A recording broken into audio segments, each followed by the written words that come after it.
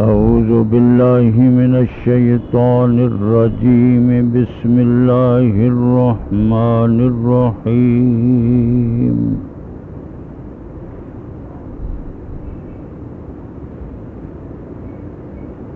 ولما دخلوا على يوسف آوى إليه أخاه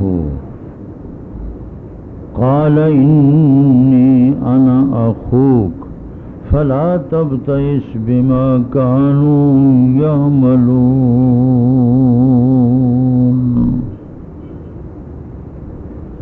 فلما جهزهم بجهازهم جعل السقاية في رحل أخيه ثم أذن مؤذن أيتها العير إنكم لسارقون.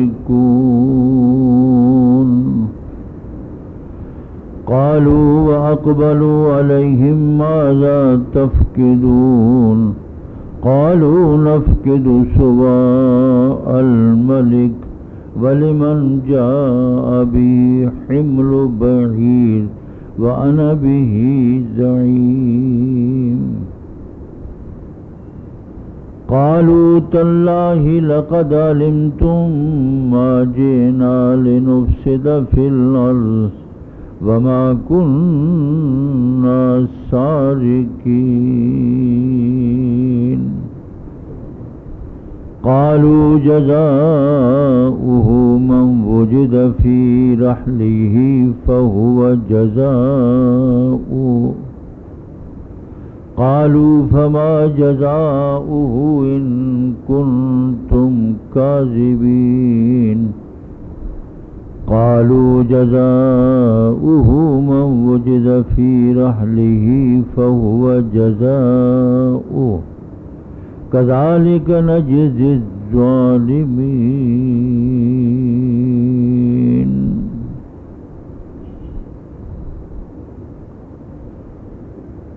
سو جب داخل ہوئے حضرت یوسف علیہ السلام کے پاس، ٹھکانہ دیا اپنے بھائی بنیامین کو اپنے پاس، فرمایا بے شک میں تیرا بھائی ہوں، غمگین نہ ہونا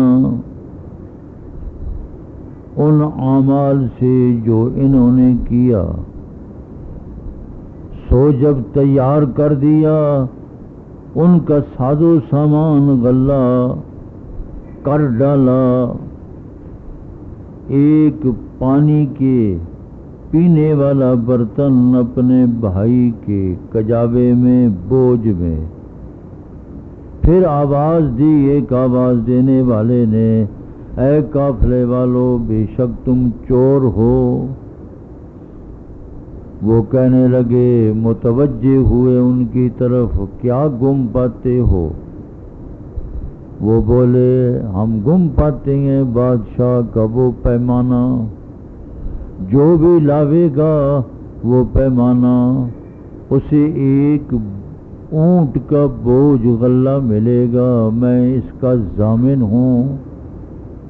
کہنے لگے اللہ کی قسم خوب جانتے ہیں آپ نہیں آئے ہم کہ فساد کریں ارض مصر میں، اور نہ ہی ہم چور ہیں. بولے کیا جزا ہوگی اس شخص کی اگر تم جھوٹے پائے جاؤ؟ کہنے لگے برادران یوسف اس کی جزا وہی شخص ہوگا کہ پایا جاوے وہ پیمانہ اس کے کجاوے میں. یوں ہی ہم سزا دیتے ہیں ظالموں کو، گناہگاروں کو.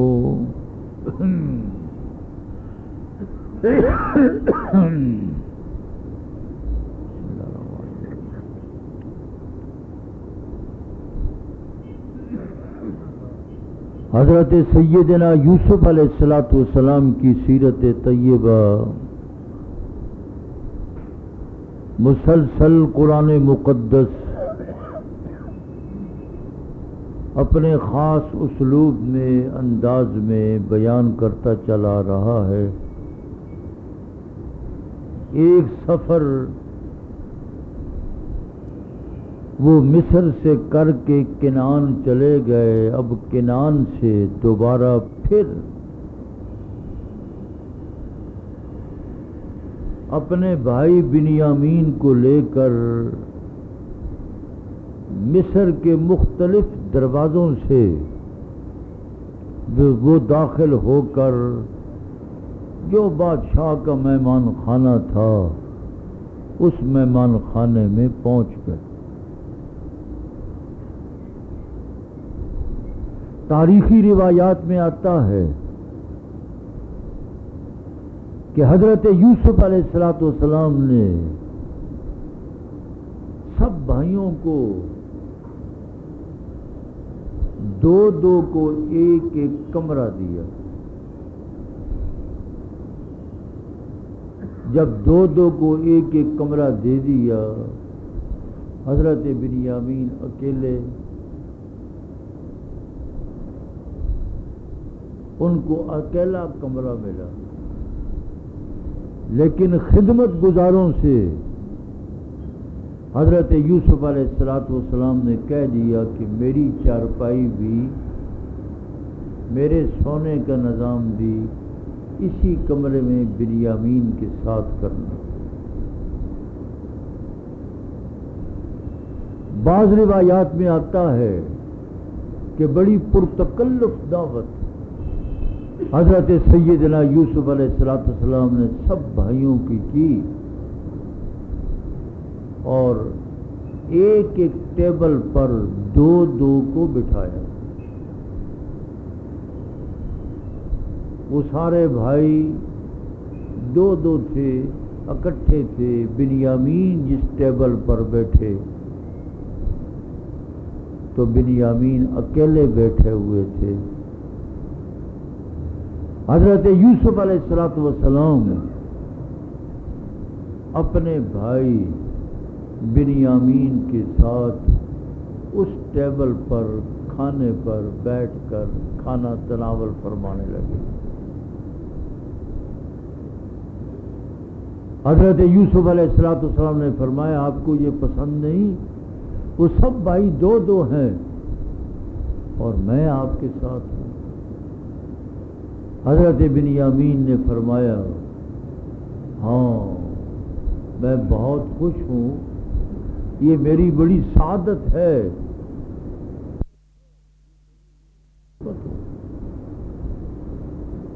اسی دوران ہی حضرت یوسف علیہ السلام نے اپنے بھائی بنیامین کو گفتگو میں باتوں میں فرما دیا کہ ہاں انا اخوک، میں تیرا وہی بھائی ہوں جو گم شدہ ہے۔ تو فرمایا فلا تبتئس بما کانوا یعملون، جو برتاؤ تیرے بھائیوں نے تیرے ساتھ کیا ہے بھول جا، لیکن اپنے بھائیوں سے بتلانا نہیں کہ میں یوسف ہوں۔ یہ آپ کو خوش کرنے کے لیے اور آپ کو تسلی دینے کے لیے میں نے یہ اندر کا راز آپ کے سامنے کھول دیا ہے۔ آپ کے بھائی، ان کے دل دماغ میں یہ بات نہیں آ رہی کہ میں یوسف ہوں۔ حضرت بنیامین بڑے خوش ہو گئے، بہت خوش ہوئے، اور حضرت یعقوب علیہ السلام کے حالات، گھر کے حالات حضرت یوسف علیہ السلام نے ان سے سارے پوچھ لیے کہ ابا جان کی طبیعت کیسی ہے، گھر کے حالات کیسے ہیں، 40 سال کا عرصہ ہو گیا جدائی کا۔ حضرت بنیامین نے سب کچھ بتلا دیا، واقف ہو گئے۔ اب حضرت بنیامین، ان کے چہرے پہ مسکراہٹ، خوشی، اور ان کے چہرے پر خوشی کے آثار تھے کہ الحمدللہ میرا آنا یہ باعث برکت ہوا کہ مجھے اپنا بھائی مل گیا۔ حضرت یوسف علیہ السلام نے حکم دیا کارندوں کو، خدمت گزاروں کو، چند دن تک مہمانی کی، خوب مہمانی کی، بڑے پرتکلف کھانے۔ آخر شہنشاہ بادشاہ ہوتے ہیں تو بادشاہوں کے دسترخوان اپنے ہوتے ہیں، تو اپنے دسترخوانوں پر آنے والوں کو پھر چھوٹی سی کوئی چیز جو ہے وہ بھی نہیں دیتی۔ ہمیں حضرت مولانا محمد ضیاء القاسمی صاحب رحمۃ اللہ تعالی علیہ انہوں نے بتلایا کہ حج پر منا کے میدان میں سعودی عرب کا شہنشاہ بادشاہ تمام علماء آنے والے سب کی دعوت کرتے ہیں۔ اب شاہی دسترخوان ہے تو انہوں نے فرمایا شاہی دسترخوان پر اللہ مجھ جیسے فقیر کو شاہی دسترخوان پر لے گیا۔ شہنشاہ کا دسترخوان شہنشاہ کا ہی ہے، اتنا لمبا دسترخوان، نامعلوم کیا کچھ پڑا ہوا تھا، کوئی پرندوں کا گوشت اور مچھلی کا گوشت، کوئی کھانے کی چیز جو حلال ہو سکتی تھی، متنوع قسم کے کھانے اس مقام پر موجود تھے۔ ہم تو دیکھ کر ہی حیران رہ گئے کہ کیا کھائیں اور کیا نہ کھائیں۔ تو بہرحال شاہی دسترخوان شاہی ہوتا ہے، بادشاہوں کے دسترخوان وہ بادشاہ کے ہوتے ہیں۔ اس لیے حضرت سیدنا یوسف علیہ السلام جب دسترخوان لگاتے تھے تو شاہی دسترخوان ہوتا تھا اور اپنے بھائیوں کو پرتکلف طریقہ سے ہر چیز مہیا فرماتے تھے۔ اب فیصلہ ہوا کہ ہمیں رخصت کر دو، چند دن رکھا، حکم دے دیا کارندوں کو کہ ان کا سامان تیار کرو۔ جب سامان تیار کرو تو حضرت بنیامین کے اس چھٹوں میں اور بوریوں کے اندر حضرت یوسف علیہ السلام کا ایک مخصوص پانی پینے والا قیمتی چاندی کا پیمانہ تھا، اس کو اس کے اندر رکھ دیا۔ سامان تیار ہو گیا، اپنی اپنی سواریوں پہ لاد لیا۔ اب حضرت یعقوب علیہ السلام کے بیٹوں کا یہ وفد تیار ہو کر اب مصر شہر کے گیٹ سے باہر نکل گیا، کھلے میدان میں جا رہا تھا۔ تو بادشاہ کے کارندے آئے اور انہوں نے آ کر آواز دی، ثم اذن مؤذن ہے، پھر ایک اعلان کرنے والے نے اعلان کیا۔ تو اذان کا معنی عربی زبان میں اعلان ہوتا ہے، الاعلام، لیکن دینی اصطلاح میں قرآن و سنت کی زبان میں اذان مخصوص وہ کلمات ہیں جو حضور پاک صلی اللہ علیہ وسلم اور عبداللہ ابن عبداللہ خواب کے اندر وہ فرشتہ دیکھا جس نے کلمات سکھائے جو آج ہر مسجد کے اندر کہے جا رہے ہیں، یہ اذان ہے۔ تو شرعی اذان یہ مخصوص کلمات ہیں، اذان بھی ہے، تکبیر بھی ہے۔ تکبیر میں قد قامت الصلاۃ کا اضافہ ہے۔ اس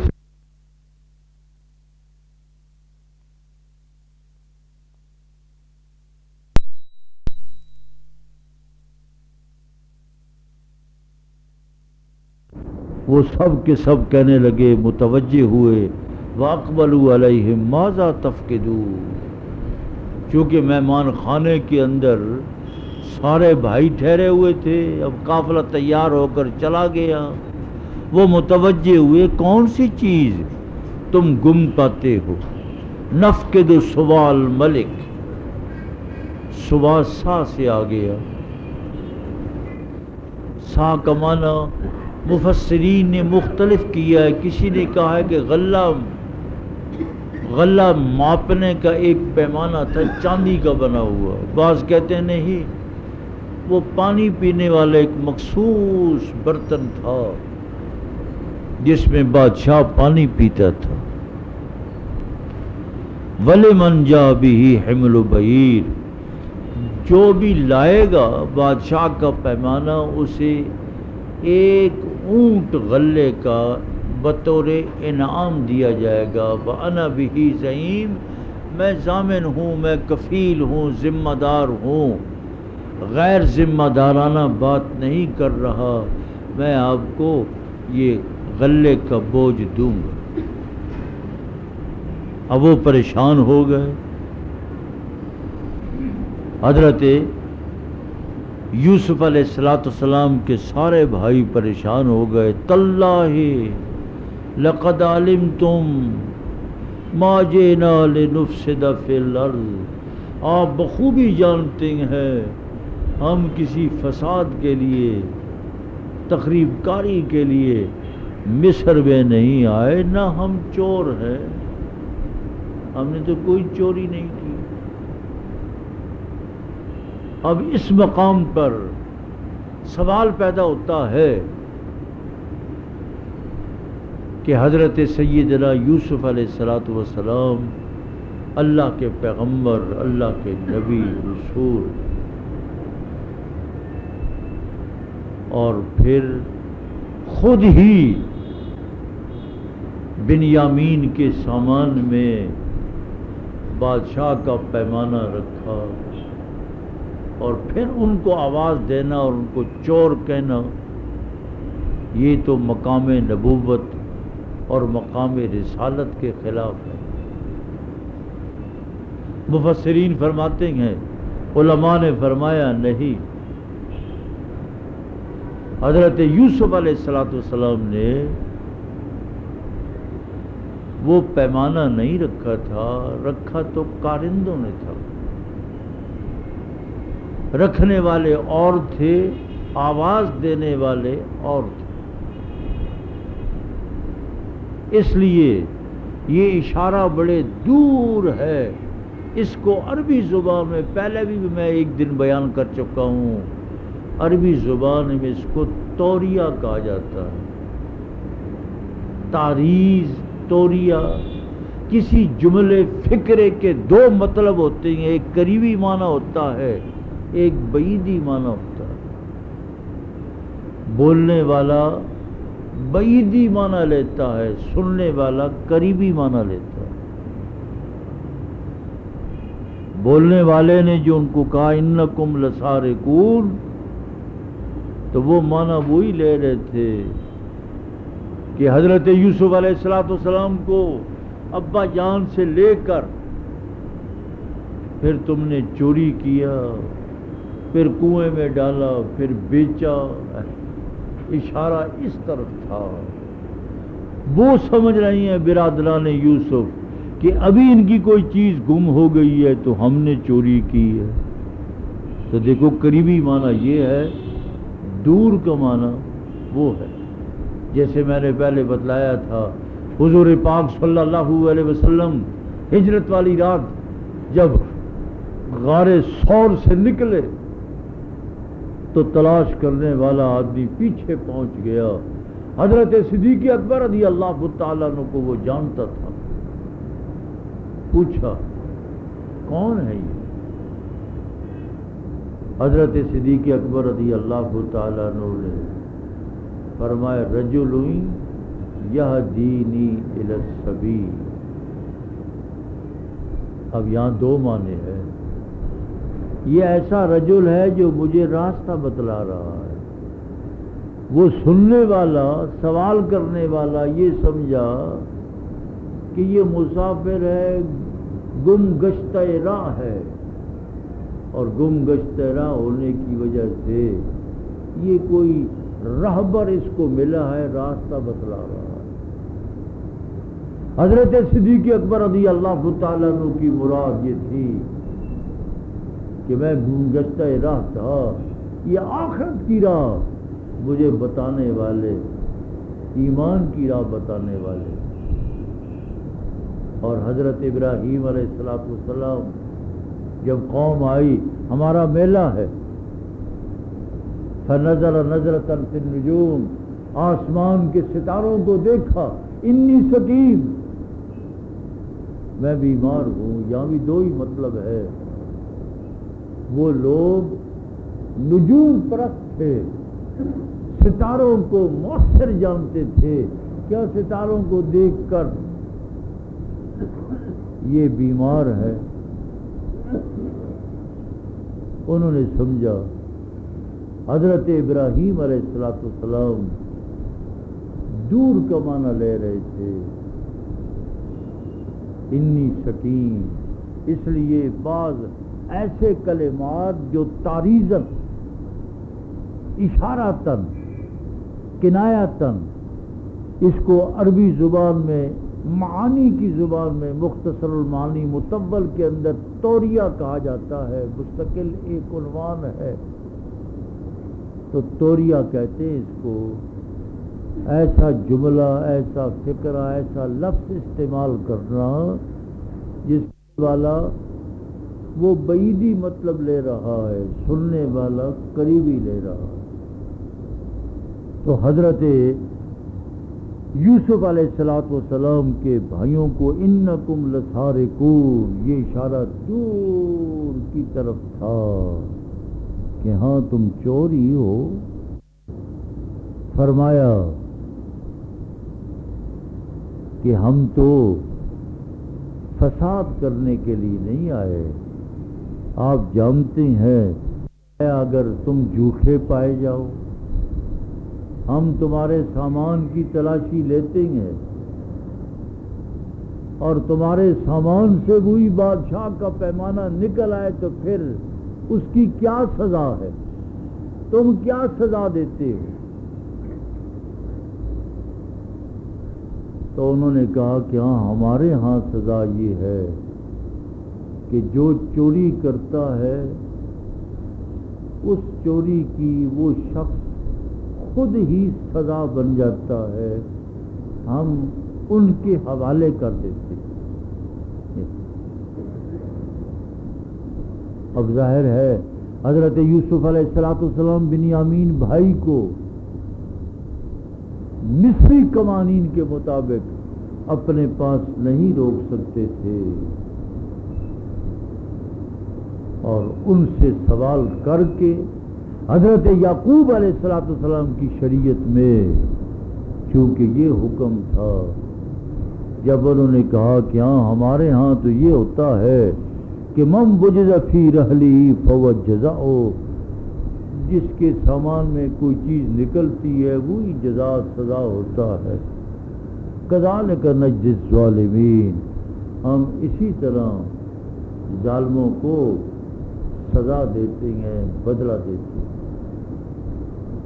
پھر آگے کل انشاءاللہ فبدا بأوعیتہم، پھر سامان کی تلاشی شروع ہوئی. اللہ کریم. الحمدللہ رب العالمین والعاقبۃ للمتقین والصلاة والسلام علی رسولہ محمد وعلی آلہ واصحابہ اجمعین. اللہم انت السلام ومنک السلام وتعالیت یا ذا الجلال والاکرام. اے اللہ رمضان کی نیک ساعت مبارک گھڑیاں تیزی کے ساتھ گزر گئیں 27، آج روزہ 27 کا ہے۔